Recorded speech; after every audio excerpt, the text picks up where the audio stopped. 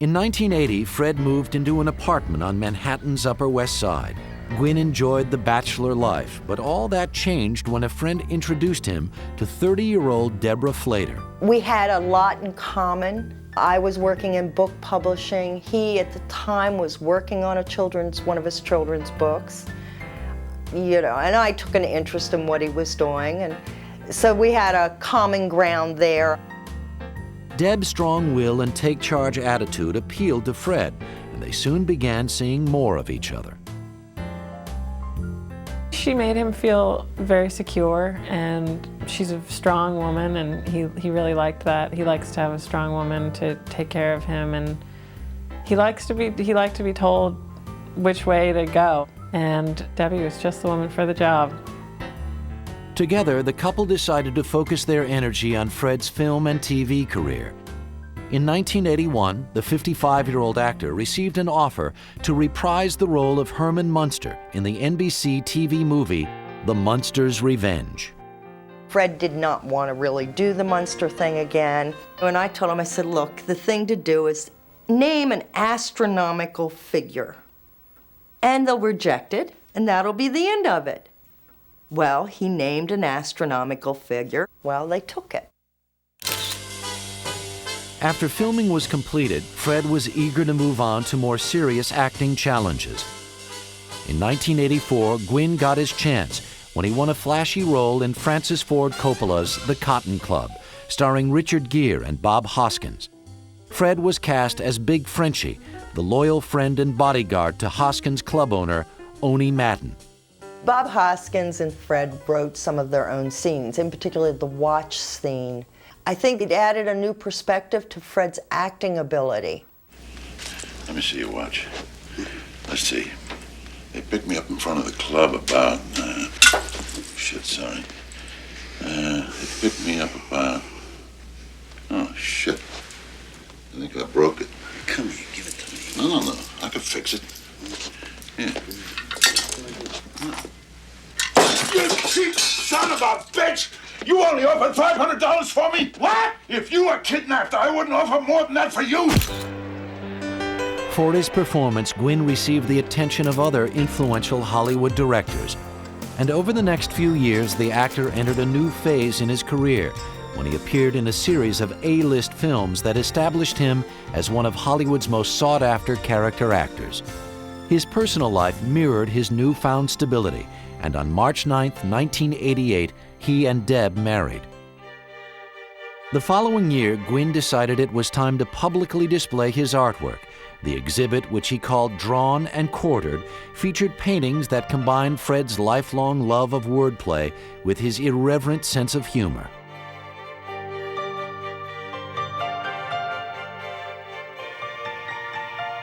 He was a spiritual person. He was very interested in the hereafter and who God was and what power that makes us all tick. And he expressed a lot of that in his paintings. Opening night, I mean, it was, a zoo. People standing outside. Everyone was, really excited about it. At an age when most people are retiring, Fred Gwynne was at his creative prime. He continued to turn in standout performances in such films as Stephen King's Pet Sematary and the heist comedy Disorganized Crime, starring Lou Diamond Phillips, Ruben Blades, and Daniel Roebuck. We need another 900. Why don't we just take out a loan? We can hit one more. Are you out of your mind? We're gonna get nailed. This isn't Miami, Every cop they have will be swarming over that market. If we hit another right now, they won't be ready. They won't be ready? I'm not ready. I haven't done this since I was 17. Go. I can't believe I'm doing this. The film was shot in Montana, and Gwynne, who had developed a fear of flying, traveled to the location in a custom motorhome with Deb. Still newlyweds, the couple's playful chemistry lit up the set. Fred and Debbie seemed really like they saw life the same way. They played the same way, they talked the same way, and they just seemed perfect together. The movie received only modest attention, but critics singled out Fred's subtle performance as a highlight. Although the 63-year-old actor was now working steadily, Fred grew irritable and restless. He was very emotional. There were times when you would almost feel he was manic depressive because it would be that extreme. But it was more, he would become frustrated with himself if he wasn't working. It would bug him. And he would drive you crazy about not working. But then when he was working, he'd drive you crazy about working. After years of personal and professional highs and lows, the lanky star was ready to put his career on the back burner and seek out a more tranquil way of life. But now that Fred was anxious to retire, he found himself in greater demand than ever before.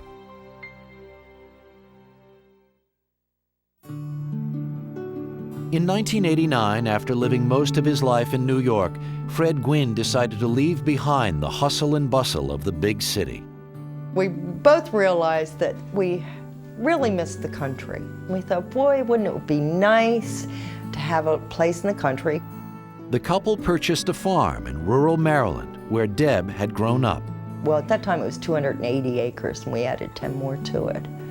But the house was unlivable. Most people would have bulldozed the house, but we felt it had character, it was old, it had history, and it was fun to do.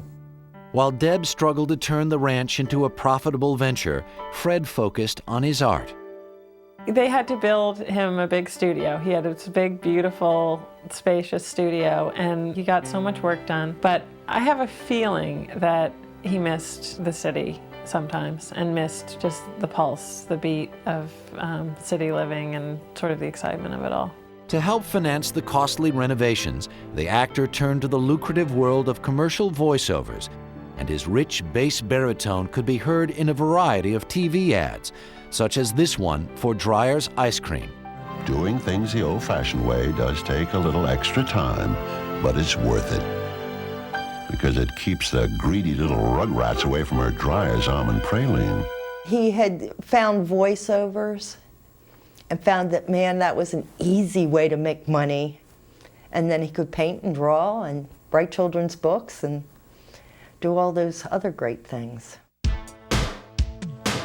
Though Fred had all but given up his film career, in 1991, he accepted a key role in the courtroom comedy My Cousin Vinny, starring Joe Pesci, Marissa Tomei, and Ralph Macchio. In the film, Pesci portrayed an inexperienced New York attorney defending his cousin before a stern Southern judge, played by Gwynne. Counselor, your clients are charged with first-degree murder. How they plead? Ayana, my client... Don't talk to me sitting in that chair. He told me to sit here. Because he's not very legalistic. I tell him up front that procedure is what I'm all about. When you're addressing this court, you will rise and speak to me in a clear, intelligible voice. Sorry. My clients are... What are you wearing? Huh? What are you wearing? I'm wearing clothes. With him and Joe Pesci, first the physical disparity is hilarious anyway. In their performances together, they really had it was a terrific chemistry. Is it possible the two youths... Two what? What was that word? What word? To what? What? Did you say utes? Yeah, two youths. What is a ute? Oh, excuse me, Your Honor. Two youths. My Cousin Vinny was a huge box office success, and Gwynne received some of the best reviews of his career. At the age of 66, the actor was now more in demand than ever. But in 1993, Fred began to experience severe back pain. A routine trip to the doctor delivered a devastating prognosis. He was in the advanced stages of pancreatic cancer. Given just 6 months to live, Fred now had to face his own mortality. To keep his spirits up, the multi-talented artist spent much of his time in the studio, painting and doodling. In his final months, Gwynne took time to say goodbye to his closest friends and family. When it was pretty clear that he was going to die, we talked a lot about death, and he said he was going to see his mother and finally get to spend time with his father, which was something to look forward to. He always said that he felt that life was, that fast. And when we had to say goodbye and, when he was really, really ill, he just said, "I'll see you this soon." On July 2nd, 1993, Fred Gwynne died in his sleep just 8 days before his 67th birthday. While Gwynne is gone, his memory lives on with the role he fought so hard to escape. With new fans discovering the Munsters in syndication, the series is more popular than ever. His sound, his booming laugh was funny, his pop-eyed expressions. I mean, everything he had in his theatrical training went into just sending this character through the camera, really playing, I think, to the kids just who loved this guy. Although Fred rarely discussed his role as Herman Munster, privately, he was proud of the character he had created. Some days he was tired of being recognized as Herman Munster, and other days that was fine with him because Herman Munster was a nice guy.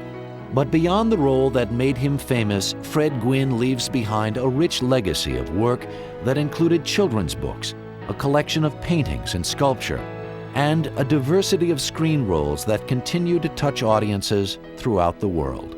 I still get fan mail expressing how much he meant to them. And it kind of amazes me sometimes.